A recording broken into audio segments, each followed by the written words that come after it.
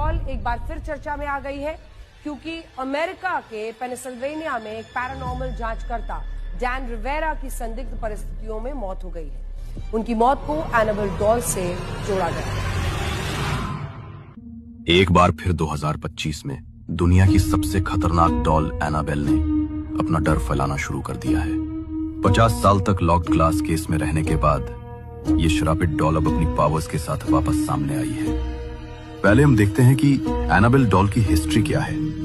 1970s में nursing student डोना को मिला एक इनोसेंट सा टॉय, एनाबेल डॉल। शुरू में सब नॉर्मल था, एक हार्मलेस टॉय, लेकिन धीरे धीरे डॉल अपनी जगह से खुद मूव करने लगी, कभी बेड पे, कभी लिविंग रूम में, जैसे कोई इनविजिबल फोर्स उसको कंट्रोल कर रही हो।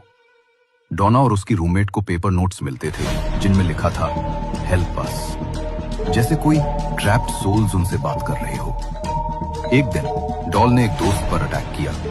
उसके बॉडी पर क्लॉ मार्क्स आ गए और चीक पर खून के निशान।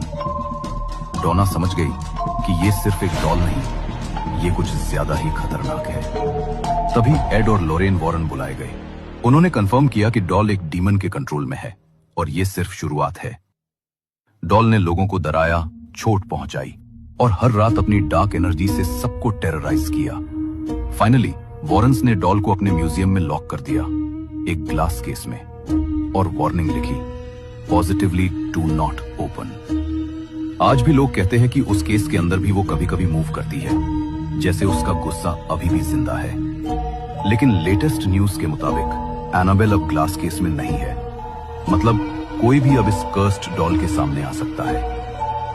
एनाबेल सिर्फ मूवी का हॉरर नहीं, ये रियल कर्स्ड डॉल है।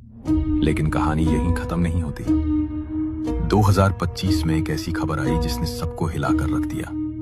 पैरानॉर्मल इन्वेस्टिगेटर डैन रिवेरा, जो सालों से एनाबेल डॉल के हैंडलर थे, 13 जुलाई को गेटिसबर्ग के एक होटल रूम में मिस्ट्री डेथ का शिकार हो गए। डॉक्टर्स ने कहा एक हार्ट अटैक, लेकिन लोगों कहते हैं ये सिर्फ एक कोइंसिडेंस नहीं था।